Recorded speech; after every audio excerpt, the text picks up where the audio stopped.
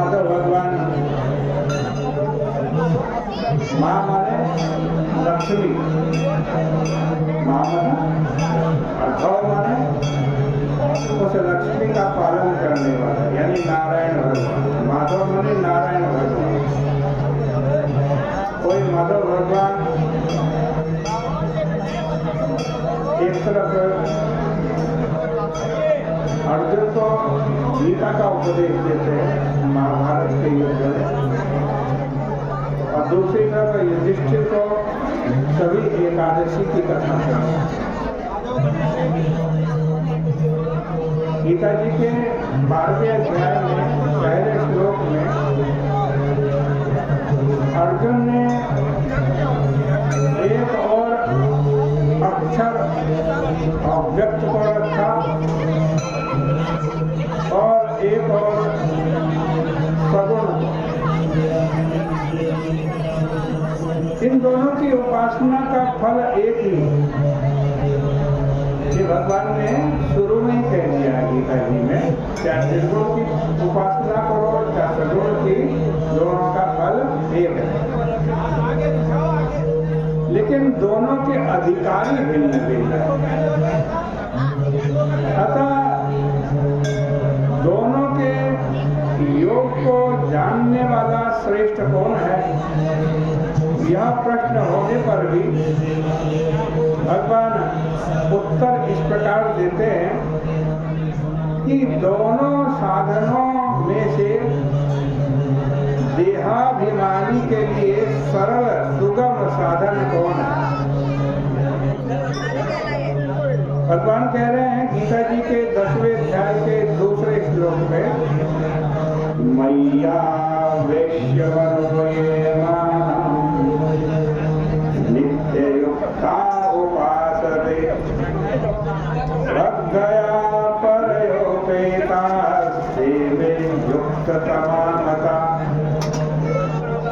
भगवान ने कहा कि जो परम श्रद्धालु नित्य युक्त रहकर मुझ में अपना मन आविष्ट कर देते हैं और वे मेरी उपासना करते हैं, तो मेरे मत में वो युक्ततम है।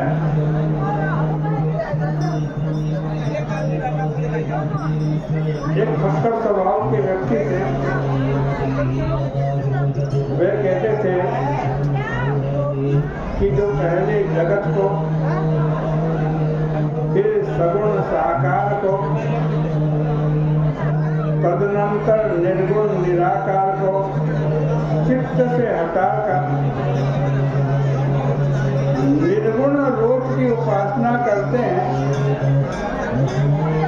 उनको तो केवल निर्गुण रूप की प्राप्ति होती है। लेकिन जो सगुण साकार की उपासना करते हैं उन्हें सगुण साकार रूप की प्राप्ति तो होती ही है, सगुण निराकार तथा निर्गुण निराकार की भी प्राप्ति होती है, क्योंकि सगुण साकार में सगुण निराकार तथा निर्गुण निराकार भी है। जैसे कोई कृष्ण की उपासना करता है तो उसे कृष्ण भगवान की तो प्राप्ति होगी, किंतु कृष्ण स्वयं नारायण के अवतार हैं, अतः उसे नारायण भगवान की भी प्राप्ति हो जाएगी। अंतर्यामी सगुण निराकार की भी उसे प्राप्ति हुई, क्योंकि वह श्री कृष्ण है और निर्गुण निराकार सर्वस्वरूप सर्वव्यापक होने से वह भी प्राप्त हो गया। अतएव कृष्ण की उपासना से सबकी उपासना हो गई। यहाँ यह बात ध्यान में रखनी चाहिए कि अध्यात्म विद्या राग द्वेष मिटाने के लिए कोई भी आध्यात्मिक साधन हो उसका प्रयोजन क्या होता है? राग द्वेष मिटाना, राग द्वेष को दृढ़ करना नहीं। अतः सगुण या निर्गुण तत्व का चिंतन इस बात को समझ करके करना चाहिए। कहीं राग और द्वेष दृढ़ होने लगे तो समझना चाहिए कि अध्यात्म विद्या का तात्पर्य समझने में उनसे भूल हो गई। एक महात्मा ने किसी संत से पूछा कि परमात्मा कैसे है? तो महात्मा ने 2 प्रकार से उत्तर दिया।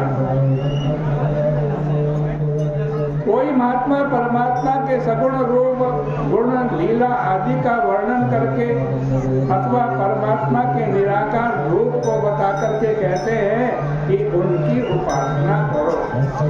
और दूसरे प्रकार के महात्मा कहते हैं कि भाई मैं परमात्मा हूँ, अहम ब्रह्मास्मि, मेरी उपासना करो। श्री कृष्ण ने कहा जो मेरी उपासना करता है वह योग के रहस्य को ठीक ठीक समझ जाता। अब कोई कहे कि जैसे हड्डी, मांस, सर्प आदि का शरीर आपका है, वैसे ही शरीर मेरा भी है। और ऐसी अवस्था में आप परमात्मा है और मैं नहीं हूँ, यह कैसे हो सकता है? इसके उत्तर में श्री कृष्ण कह सकते हैं मैं अपने को जैसा जानता हूँ, जैसा बतलाता हूँ वह मैं हूँ। तुम जैसा मुझे जानते हो वैसा मैं नहीं हूँ। तुम्हारी दृष्टि में जो यह हड्डी, मांस, चर्म का शरीर है इससे ऊपर उठ करके देखो। तात्पर्य यह है कि जिस महात्मा ने कहा कि परमात्मा ऐसे हैं, इस प्रकार के हैं, उसने तो परोक्ष रूप से परमात्मा को बताया, किंतु जिसने कहा कि मैं ही परमात्मा हूँ उसने तो प्रत्यक्ष रूप से ही परमात्मा को बतलाया। परमात्मा को बतलाने की 2 ही रीतियां हैं, 2 ही तरीके हैं। क्या? एक रीति तो आज योग वशिष्ठ में, उसमें वशिष्ठ जी कहते हैं राम तुम ही ब्रह्म हो। श्रुति ने तत्वमसि कहा है इस रूप में। दूसरी रीति है अहम ब्रह्मास्मि, मैं ही परमात्मा हूँ। यह बात गीता में श्री कृष्ण कहते हैं। एक बार यह कल्पना कर लो कि अर्जुन के रथ पर सारथी बन करके जो काला कलूटा गांव का ग्वाला बैठा है वह ब्रह्मविद है। यह बात मैं उनकी दृष्टि से कह रहा हूँ जो कृष्ण को ईश्वर नहीं मानते, उन्हें अवतार नहीं मानते, उन्हें महापुरुष योगीश्वर मानते हैं। उनकी दृष्टि ही हम इस बात का प्रारंभ करते हैं, उनकी दृष्टि से। देखो एक महात्मा से किसी ने पूछा कि आपकी आत्मा ब्रह्म है, आपकी आत्मा ब्रह्म, यह जो आप हमें देखते हैं इसी स्वरूप में ब्रह्म है। ब्रह्मा बोले अरे मूर्ख, यह देह ही ब्रह्म है, क्योंकि नाम रूप का निषेध तो जिज्ञासु को अपनी अज्ञान की निवृत्ति के लिए करना पड़ता है।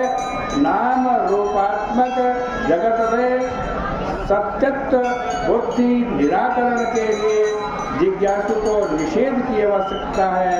ब्रह्मवत्ता के लिए नाम रूप के निषेध की आवश्यकता नहीं।